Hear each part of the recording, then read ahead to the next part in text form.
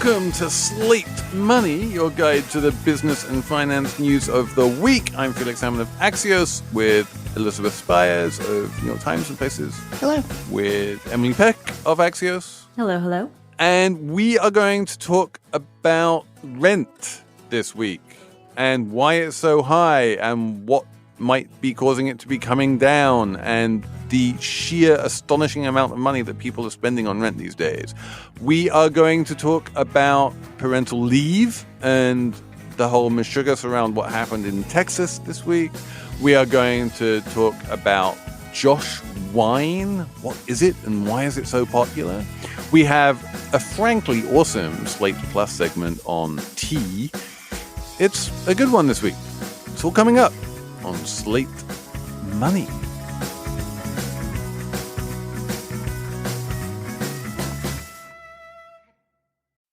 Slate Money is sponsored this week by SAP Business AI. We've got some bad news. It won't help you generate cubist versions of your family's holiday photos, but it will understand which supplier is best to help you roll out your plant-based packaging in Southeast Asia. It will identify the training your junior project manager needs to rise up the ranks. It will automate repetitive tasks while you focus on big innovations. It's basically something that allows you to get ready for the next opportunity. Revolutionary technology, real-world results. That's SAP Business AI. Reboot your credit card with Apple Card. It gives you unlimited daily cash back that can earn 4.35% annual percentage yields when you open a savings account. A high-yield, low-effort way to grow your money with no fees.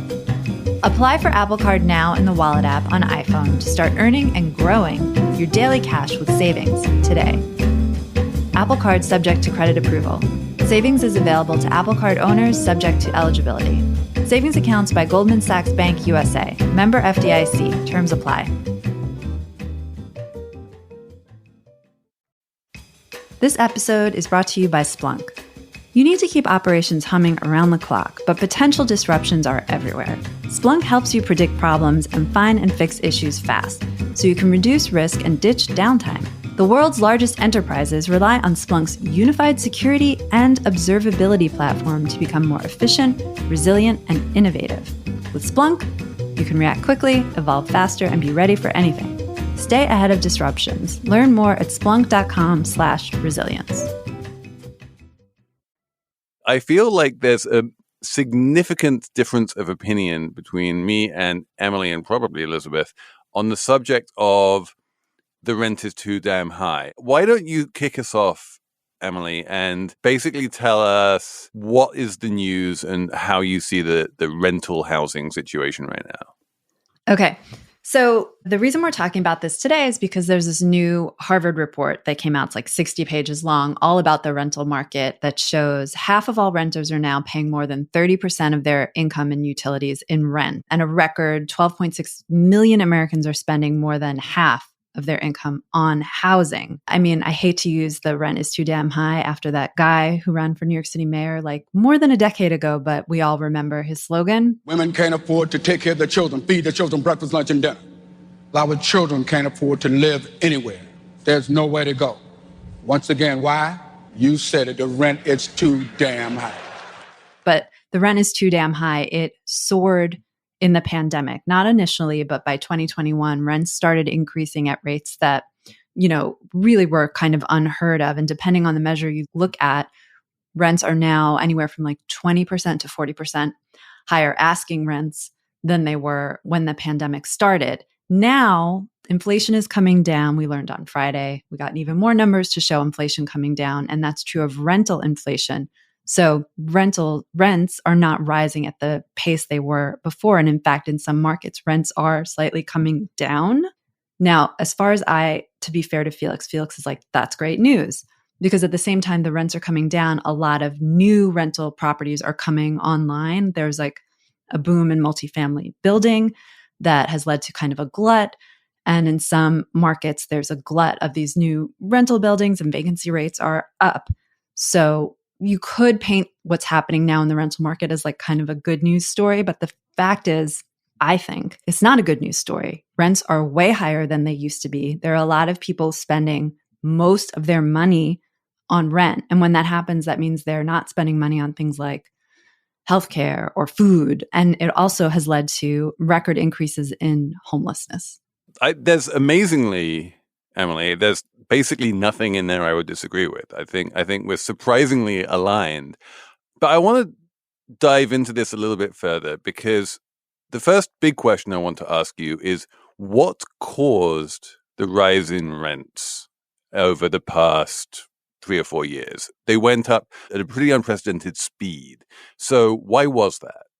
So it was the pandemic. The pandemic led to a lot of people moved. They moved on their own, living by themselves. There was a lot of new household formation. People moved from, the cities out to the suburbs. People moved from small to big. There was just a lot of moving. And when there's a lot of moving, landlords can raise rents higher than if it's just a renewal. If it's a new lease, they can raise rents more. So a lot of that household formation drove the increase, is my understanding. Yeah. And I think this is one of the key things that's going on here, is this concept of household formation, which is a slightly weird, nerdy thing that probably wants to get unpacked a little bit. Basically, if you are a teenager and then you move out of your home into your own apartment, that is a household formation. A new household has been formed. If you have 3 people who are living as roommates and then they're like, I don't want to be on top of these other people and breathing all of their air in the pandemic and I want my own place, then suddenly those 3 people, that one household with 3 people can become 3 households. The number of people is the same, but the number of households has increased. And as you say, if you say, like, I need a home office, I need more space, I need all of this kind of stuff that happened during the pandemic, all of that has the effect of basically increasing demand for a relatively fixed stock of real estate. Now, as you were saying, construction is actually booming, or was booming, and vacancies are beginning to come up and people are trying to meet that demand. But yeah, a lot of this is behavioral. People wanting to, especially, I want to say this, like younger people moving to cities. You're not seeing the crazy rent inflation in most of the Midwest. It's mostly a coastal phenomenon. You are seeing it overall, especially over the last 20 years. If you look at the numbers for median rents, they've gone up 21% since 2001. And when you look at incomes for renters, they're only up 2% over the same period. And so that discrepancy is a big deal, even if you remove the pandemic factors. Mm-hmm. Yeah, this is a long-term trend. That's a really good point. This has been going on for, the past 20 years. Right. And part of the reason why it's been going on for the past 20 years is because there is this kind of deep structural difference in America, which there isn't in most countries, between owner-occupied housing and rental housing. Rental housing in general is housing that was built with the specific purpose to be rental housing. And most renters live in buildings that were specifically constructed as rental buildings. And most owners live in buildings that were specifically constructed to be sold as an owner-occupied building. So it's like 2 different classes of building. And if you look at the construction history over that 20 years that Elizabeth was talking about, the amount of housing that was built to be sold vastly outpaces the amount of housing that was built to be rented. And so this helps to explain why there's such a big shortage of rental housing. The 2 asset classes are kind of not nearly as fungible here as they are in other countries. And then people get upset when, big private equity companies come in and buy up single family homes in Arizona and start renting them out. And they say, this is terrible. And it's not terrible. They are increasing the rental housing stock, which is exactly what America needs right now. Yeah, I would also say so there are these 2 classes, building for rental and building for sale. But within the building for rental market, another change has been going on that is particularly harmful to lower income Americans. And that is, the rental stock is shifting and there's more high price rentals being built and more low price rentals are sort of going away. I think the Harvard report said like the market lost like 6 million units renting for less than $1,000. I don't know over what time period, but what's happening is the people building multifamily rentals are targeting higher income people, just like in a lot of places, in a lot of areas of the economy. And the affordable housing, affordable rentals are really going away. Either they're becoming dilapidated or they're getting, revitalized as just higher priced units. So within the rental market, even as the good news of like rents aren't going up and even coming down in some areas, a lot of that's confined to these like much higher price rentals that lower income Americans, even if the prices of those rentals come down a little bit, they still can't afford them. Yeah, and I think people don't realize, how vast that problem is for lower income renters. But when you consider that, 26% of renters make less than $24K a year, that's a huge swath of the population. Yeah, these are very low income. Renters in the US are fairly low income group, though there are these, like you guys were talking about, younger people who make more money moving to the cities who are renters. But overall, this is a primarily lower income group. Yeah, again, this is also related to the household formation thing, right? That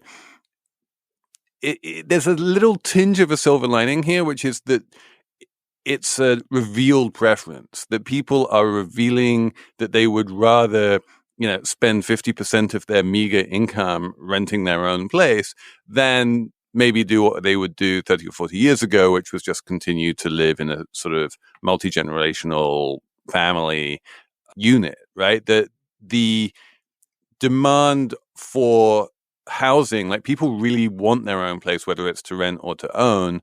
And that is driving a lot of this. And, the stock of renters is not a fixed demographic number, right? For any given number of humans, the number of like renting households can fluctuate quite a lot. And I think one of the things we saw during the pandemic, and indeed one of the things that we've seen over the past 20 years, is the number of renters per million Americans has been sort of going up. The households per person, if that's a weird sort of metric that you can think of, has been going up. And so, the solution to all of this, there is only one solution to any of this, which is we need to build a lot more housing. And especially when it comes to the lowest income Americans, we need to build a lot more public housing. We need not just the states, but the federal government to come in and create housing for people to live in. I live in a wonderful apartment that was built by the government to house middle-class New Yorkers, and it's great. And they don't do that anymore, and they need to go back to doing that because subsidies will never solve this problem. It's a fundamental supply and demand problem, which can only be solved by increasing supply. It can also be helped along by zoning changes. There's a lot of housing renter segregation in the United States because so many areas are zoned only for single family use. And some cities have been experimenting and changing zoning laws. I want to say Minneapolis has done some work where, you rezone so that multifamily units can be built there. I mean, I'm kind of adding on to what Felix is saying, which is like, we need more housing stock. And I'm like, yes, and we need to change some zoning laws too, so we can actually build that housing stock. And this is, and we had a whole episode of this with Connor Dougherty, of course, which I can highly recommend going back to listen to. Nothing really has changed since then.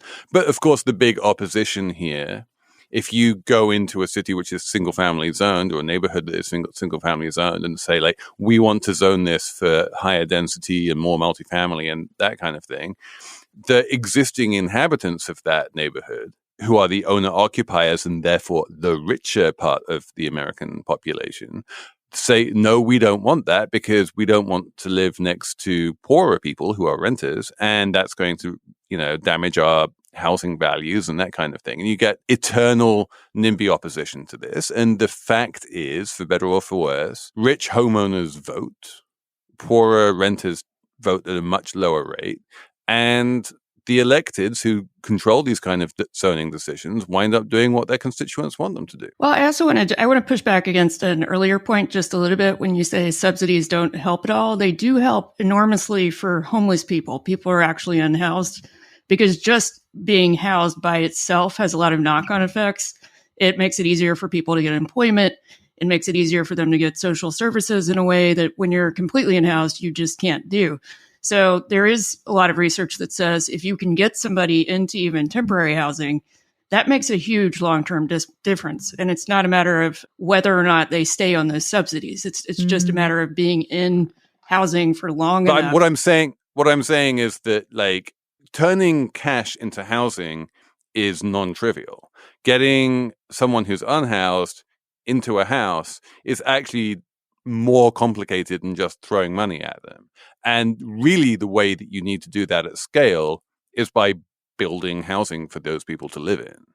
And giving them the money to pay the rent. Yes. I mean, generally when that does happen, it happens through a voucher system. You know, it's not a cash equivalent, but it works very similarly. It's not just a matter of having the housing stock and then just giving people lottery assignments. Yeah, no, and the Harvard report goes into a lot of detail about the existing voucher systems, and you know, insofar as they work, they're good at what they do, and I think we can all agree that they're inadequate to the scale of the problem, and they should be much bigger.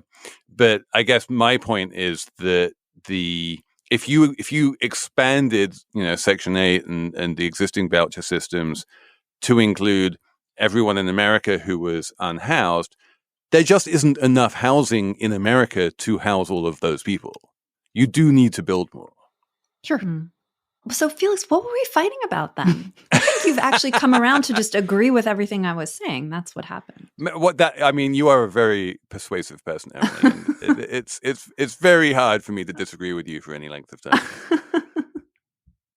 Okay, I'm going to take a quick tea break here. And when we come back, we're going to talk about parental leave. If you, on the other hand, find the ad break annoying and not an opportunity to make yourself a cup of tea, then sign up for Slate Plus. Emily, you are a Slate Plus subscriber. Why? The question is not why subscribe to Slate Plus. The question is why wouldn't you subscribe to Slate Plus, Felix? Okay, first of all, if you subscribe to Slate Plus and you love Slate Money and other podcasts, there are no ads on any of it. No ads. Plus, you get unlimited access to everything on slate.com. You don't hit a paywall or anything like that, which is actually really nice. Slate has some really good stories lately. There's this one I read yesterday where they tell you the exact right time to do everything in your life, from like when to get up and when to eat lunch and when to exercise. They said 7 a.m. is the ideal time to get up. Anyways, and you also get bonus podcast content. For this episode, our Slate Plus was about tea, and you taught everyone listening who was smart enough to sign up for Slate Plus about tea and the proper way to make tea. Anyways, sign up for Slate Plus. This show is brought to you by Discover. You know, in today's world, it seems the best treatment is reserved only for a few. Well, Discover wants to change that by making everyone feel special. That's why with your Discover card, you have access to 24/7 live customer service, as well as $0 fraud liability, which means you're never held responsible for unauthorized purchases. Finally, no matter who you are or where you are in life, you'll feel special with Discover. Learn more at discover.com/creditcard. Limitations apply. Emily? Yes. I feel like you want to rant about parental leave again. Yes, of course. And I have an excuse. Okay, tell me. So this past week, there was a public relations disaster at a company called Kyte Baby. That's Kyte Baby. It's this very Texas small business owned by a woman. It bills itself as woman-owned. They make baby clothes out of bamboo. They build themselves also as very baby-friendly, okay? Women-owned, baby-friendly. Yeah, who would want to buy baby clothes from a company that wasn't baby-friendly? Right. You don't want to buy baby clothes from an anti-baby company, though I feel like if the price is low enough, maybe you would. But that's a different discussion. So what happened was, one of their employees, a woman named Marissa Hughes, she was working in marketing. She adopted a baby. The baby was born prematurely, just at 22 weeks.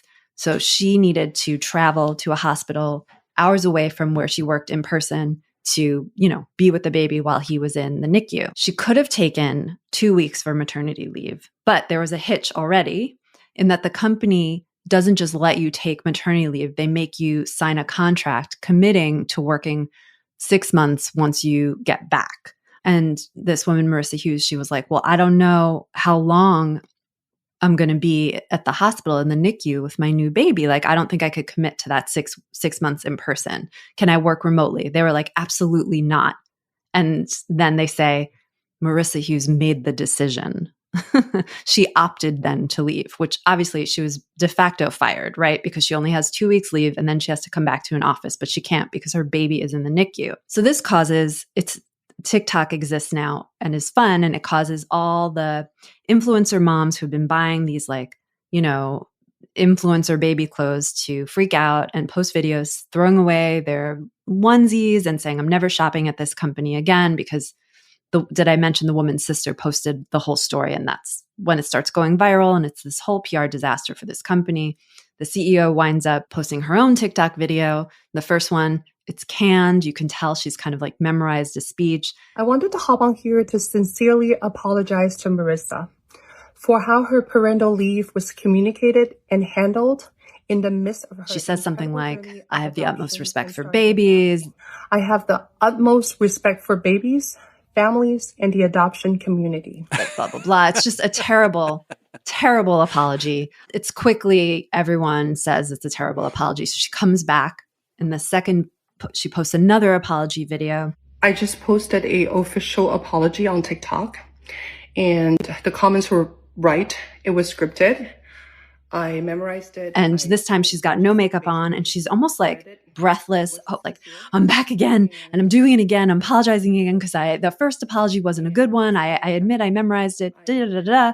And she says, the company will take another look at its policy and see what can be fixed and, blah, blah, blah. I'm sorry. And I would, rethink about the whole thing and review our company's HR policy. But she doesn't really acknowledge, the heart of the problem, which is like 2 weeks maternity leave, 2 weeks parental leave is not enough leave. And that's not the problem of this one little company. It's, it's a big, broad societal problem. And the other issue that we talked about when we prepared for this show, because we don't just throw it together, is that this is yet another case of, a girl boss kind of failure. Because this woman, the CEO, is supposed to be a proud mom and all this, but at the end of the day, she's not treating the other proud moms very well. So big real issue here is not, relatively young first-time CEO makes a mistake and has to apologize for it, so much as it's that this mistake is one that is even possible to make, that it is possible for a company in Texas to have a policy saying, well, you get 2 weeks if you're lucky, but you have to sign a contract saying you'll come back to the office for at least 6 months.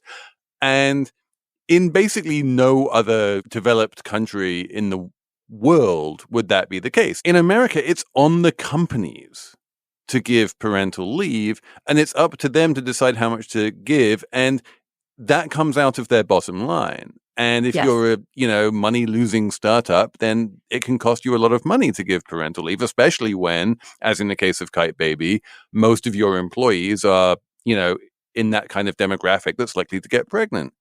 And so what we really need is a system where it's not on the company to make these decisions. And in fact, it's just benefit that is provided by the government, which happens everywhere else. That's right. And we should say, I guess we could say that the United States has an unpaid leave law, but it leaves out a lot of employees because it only kicks in if you've worked someplace for a year. And if you work at a company, I think it's with more than 50 employees. So it leaves out a lot of people. And also because it's unpaid, it doesn't cost the government anything. Like the point about government mandated parental leave is that the government should pay for it. Yes. In the states that have these policies, I think it's like a handful right now, maybe like 5 or 6. The leave is paid for from payroll taxes. So like in New York, where we all live, I pay every month. It's not a lot of money, a payroll tax. And if I need paid leave, not just if, have a baby, but if I need to take care of a relative or something like that, I can take paid leave from the state. It doesn't cover my whole salary or anything, but some portion of it. What kind of maternity leave did you take, Emily? This is what got me on about this topic, actually, because my first maternity leave was 11 weeks. And it was basically it was disability insurance and then like some vacation. But there was no, at the time I was at the Wall Street Journal, they didn't have any paid parental leave. They were like, you can take up to 6 months off. And I was like, oh, wow. What's the pay? And they're like, no, there's no pay. You get 4 weeks full pay through disability, 2 more weeks at 60%, and then good luck. Yeah, I had 2 months on disability, and my husband was at the Daily News at the time, had no paternity leave and only 2 weeks of vacation. So that's where the 2 weeks of vacation went. Yeah. Oh, yeah. I remember, because then the first year you have no vacation. Yeah. It's my idea of vacation, just dealing with a brand new human in the house. But things are really changing, because now the Journal has pretty decent, for the United States, actual parental leave for both fathers and mothers. Rupert Murdoch coming through. Because I think their union fought for it. And, things are changing and employers are doing this, but the percentage of employers who do it are pretty small too. I think it's a relatively large proportion of what you might call large employers of white-collar professionals. Yes. But overall, only 27% of workers in the private sector have access to paid parental leave, according to the BLS. That's almost double from where it was a decade ago, but you can see that's a pretty small number. Yeah, and some of this is just a matter of policy, because there's a huge swath of voters who still regard maternity leave as an issue that primarily or only affects women.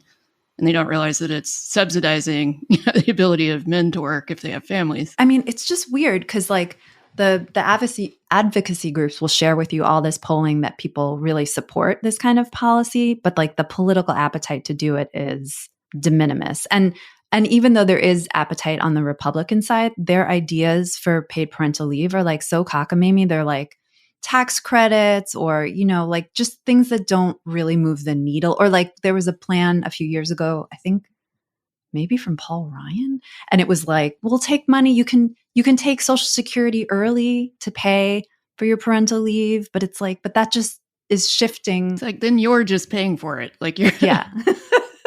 Right. They're you just retire a little later. And it's but what? No. These are the same people who are complaining that birth rates are low, by the way, while simultaneously disincentivizing everyone to have children. Yeah, I don't buy that one, Elizabeth, I have to say. And I've had fights with Matt Iglesias about this and this kind of thing. That if you look at the countries with the lowest birth rates in the world, they generally have incredibly generous parental leave policies. We were just looking at China, where I think everyone automatically gets 98 days, and it goes up from there very, very quickly. Look at Italy or Spain or any of these countries with birth rates of 1.2 or whatever. And it doesn't work. There's not a strong correlation there. In fact, there's not any correlation there at all. I think if you look at polling among younger people about why they're not having kids, they will tell you it's because they don't think that they can afford them. That's the number one reason. So that may have been true, for the last generation of parents, maybe Gen Xers, early millennials, but for people who are deciding now whether to have kids, at least in the self-reporting, they point to economic factors as the number one cause.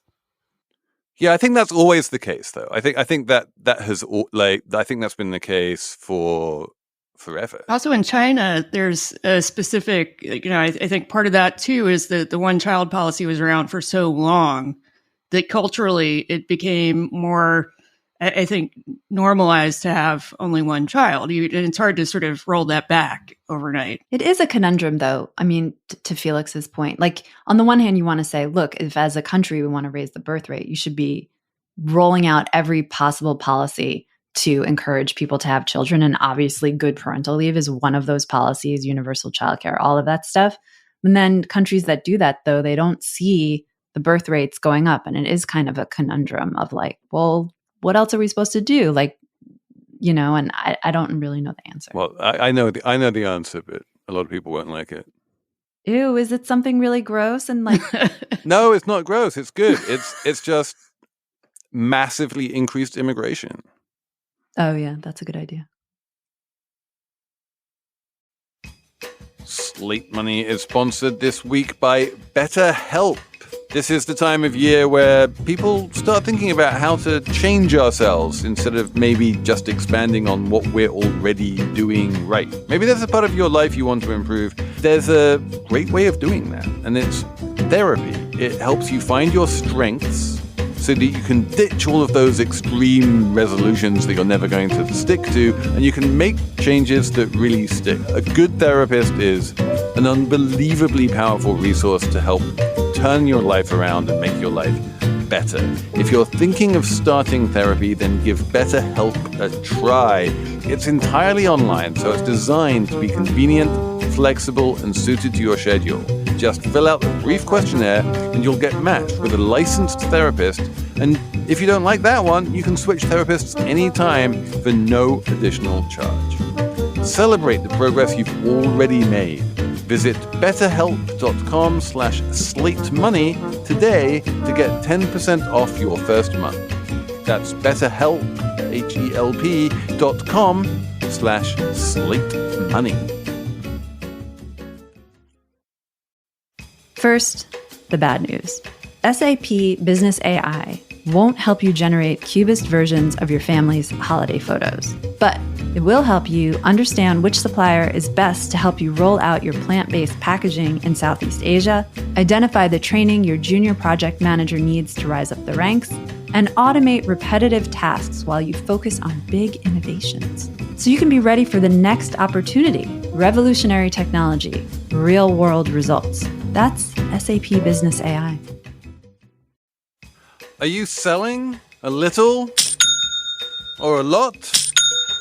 Shopify is there to help you sell. It is the global commerce platform that helps you sell at every stage of your business, from the minute you launch it to the time when you open your real-life store to the, oh my God, I've just made 1 million orders. Shopify is there to help you grow. You might be selling soap, or you might be selling clothes, or you might be selling consultancy services. Whatever it is, Shopify has an all-in-one e-commerce platform. They have an in-person point-of-sale system.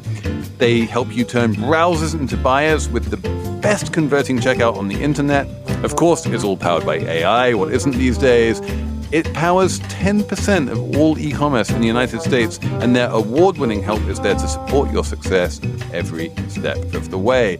Sign up for a $1 per month trial period at shopify.com/money, all lowercase. Go to shopify.com/money now to grow your business no matter what stage you're in. Shopify.com/money.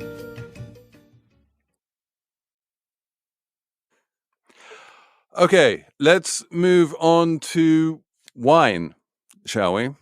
I feel like this is a very important segment that is of interest to most of our listeners. And there's also one that the three of us are weirdly unqualified to talk about, because we're going to talk about Josh wine, which is a major cultural phenomenon across the United States, but much less so in New York, which has bizarrely idiosyncratic liquor licensing laws, and where having incredible distribution capacity to every drugstore and supermarket in the state doesn't help you as a winemaker, because drugstores and supermarkets in New York State are not allowed to sell wine. So we don't live in a world where every time we go shopping, we are faced with a bunch of Josh wine bottles, and they seem to be perfectly good and acceptable, and we buy them for $12 each and drink them at barbecues. But that is America these days. I think I have a couple of anecdata points around that. I didn't. My younger brother, is a wine distributor in Alabama, and there are certain wines that are sort of above a certain price point, and I can't remember what it is, like $12, $15, where people, if it's on a grocery store shelf, it looks like the fancy wine, but it's still below, I think, what would be considered a upper mid-market wine in a New York store, where you just have an insane amount of variety, and you don't in a lot of these markets. So if you're looking at, there's another wine called Meiomi that does really well on the same basis, but maybe isn't as viral as Josh, because people seem very tickled by the fact that there is a wine called Josh. And that seems to making the wine called Josh really worked, and various other things worked, which we can talk about, including just really beefing up the flavor profile of it. And it's become this big phenomenon, and it's become like the new mass market sort of affordable luxury, that instead of getting the sort of entry level wines, the little penguins and the barefoots and that kind of stuff, which are quite disgusting. People go up a notch, they spend an extra $4 or $5 and they get something that you can taste is better than barefoot and also kind of tastes a little bit more, I don't want to say sophisticated, but just bigger and more expensive, and the bottles are heavier and it has this kind of parchment label on with real texture to it, and you just feel like it's a more luxurious experience. And the idea is, according to this one tweet that went viral and started a whole series of memes, that if you used to be drinking barefoot or, and this is fascinating, Stella, which is not a wine at all, which is a Belgian beer, then what you do if you're upwardly mobile is you upgrade from Barefoot and Stella to Josh. It's funny. Stella and Josh sounds like a baby clothes brand. I feel like I know a brother and sister. Have either of you tried Josh wine? I've had Josh. A family member years ago came over and she was like, "Go get us some wine. Get that Josh." And I was like, "What?" And she said, "That Josh, it's so good. Get the Josh." And like, that's hilarious. And of course I'm going to buy Josh wine. I mean, that's like half of what's happening. We already said it's half of what's happening. It's better than Todd wine. Yeah, exactly. And also people name Josh by Josh, and that's like a big demographic. People name Josh. It was a popular name. Yeah, it's like the fourth most popular name. Exactly. So you get all the Joshes buying it, and you get people buying it for all of the Joshes, and then, but mostly what it seems Good to be branding. just a distribution. They've really cracked the ability to make basically infinite quantities of this stuff and get it distributed to every corner of the United States. And that is a really, really, impossible thing to do if you're a real winemaker. You know, if you have a vineyard somewhere with a finite number of vines and you make a bunch of wine from that vineyard and then try and sell it to people, eventually you've sold the wine and that's that.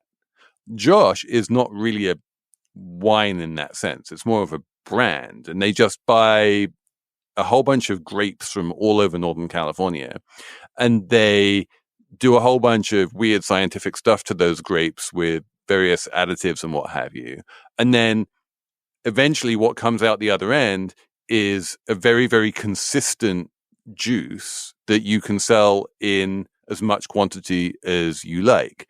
And it's a curious corner of the wine world, right? This kind of mass-produced wine, which if you look at the sort of revealed preference of Americans, like the wines that do well are really not the wines that like all of the cool wine drinker type people like. They're not the wines that we're all faced with in New York, the minerally whites and the lower alcohol reds and the grower champagnes and that kind of stuff. It's the big red Cabernets and Syrahs and Merlots from California, and the super buttery oaky Chardonnays, and they're all very high alcohol, and that's what people like. I'm surprised. It's weird that wine isn't like every other kind of alcohol, mass produced, like branded. It's just this small market, small batch kind of a thing, actually. Because when you think about, when you were describing Josh, that's like everything. Well, most of it is mass produced. Most of it is Josh, to be honest. Like in terms of the market, most of it is branded mass produced stuff. Oh, okay. And like when you think of winemakers, and if you were to see, my wine cellar at home and look at all of the labels and see all of the winemakers, you'd be like, oh, isn't this lovely, like artisanal handmade product? But the fact is that I'm an outlier. Like that is not what most wine is. Don't you think part of it too, though, has to do with import rules and the cost of importing? Because California wines have a certain profile, but it's easier to sell in the U.S. U.S. made wine. Depends on where you are. Interestingly enough, one thing that any New Yorker will tell you is that French wine is cheaper than Californian wine, partly because it is cheaper to ship wine from France to New York than it is to ship wine from California to New York.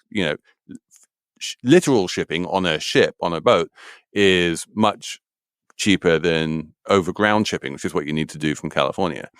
in California, you're right. It's much harder to get French wines, but that's also because California is a wine region, and wine regions always prefer their own wines. So it's complex. I don't think that's the main reason, but it is part of it. Is that, you know, California is the wine country of America, and so California style wines tend to be more enjoyed in America. I think that's true. I also wonder, so I seem to remember a couple of years ago, Josh had an actual broadcast commercial, and it showed, you know, one of the people who are involved with the family, Josh is named after so is related to whoever the original Josh is, you know, holding up the bottle and saying, this is part of my family heritage, blah, blah, blah. But the last time I think I saw an advertisement for wine on, you know, a national broadcast channel, it was, you know, from my childhood, and it's you know, pseudo kind of Bartles and James commercials, or James. Martini, you know, and Rossi. Yes, is that something? Yes, Mondavi, the sort of lower end Mondavi wines. Yeah, it's Josh is the new Mondavi, really. I mean, you know, Mondavi became Two Buck Chuck, and Two Buck Chuck became Josh. Like there's a in between there was Barefoot somewhere along the line. There's always like a big wine brand, and it changes every decade or so. I did want to come in and just note a little bit of the stuff that not only are you allowed to put into wine in order to standardize the flavors and make sure there's no vintage variation or bottle variation or anything interesting like that. Not only are you allowed to do this, but actually technically under American law, you are not allowed to reveal that you're doing it. The reason why companies like Josh don't talk about all of the additives in their wine is because they're not allowed to. There's a whole weird rule about that. But in any case, you are allowed up to 6.7 pounds per 1,000 gallons of wine of, get this, polyvinyl limidazole or 1,2-divinyl limidazolidone, or anyway, a whole long list of these crazy things that I think most people just don't know is being added to their wine to just homogenize it. Is that the stuff that gives me a headache? Do you think it is? I mean, it's an interesting debate in the wine world. There is a general belief, I would say, that natural wines that don't have a lot of additives in them are less likely to give you a headache than mass-produced wines like Josh. It is also true that natural wines without lots of additives tend to be lower alcohol than mass-produced wines like Josh, and they have lower sugar contents. So it could just be a function of the amount of alcohol. But yeah, I feel like just intuitively speaking, all of that stuff can't be good for you. Also, we should mention that this is an old person conversation because apparently younger consumers don't have the mind share of wine that older consumers have, according to a report that we were sent. People under the age of 65 aren't drinking as much wine as they used to. And wine sales overall were down last year. It's less popular than it used to be. Yeah, well, Gen Z is drinking less than prior generations. Yeah, drinking less of anything. Of anything. Yeah. And this is a global phenomenon. If you look at especially domestic red wine sales in France, if there's like an archetypal place where everyone is drinking a glass of red wine with their dinner every night, it would be France. They have fallen off a cliff. They're actually now, I think I'm right in saying that red wine sales in France are actually lower now than even rosé. People are moving in France, and I think this is a very sensible thing to do. They're moving from those big sort of tannic reds into whites, pinks, things that are easier to drink and less bitter. May I also say that drinking alcohol is not that good for you. And drinking alcohol is not that good for you. And I think drinking alcohol in general is bad for you. And yeah, the kids these days, they seem to be much more into the White Claw than they are into the wine.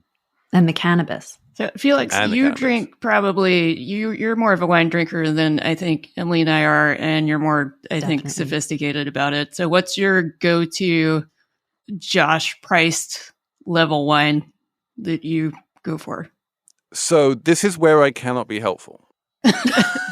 I live in this Manhattan bubble. I live in a world where my local wine stores have amazing wines from all over the world, many of which are incredibly good value. And I'll find some like, vineyard in Austria, which makes tiny quantities of Gruner Veltliner or something, but I can still manage to buy it for $15 a bottle and it'll be great. But if I can find that at my local wine store, probably it's not even available in Midtown, let alone in Alabama, right?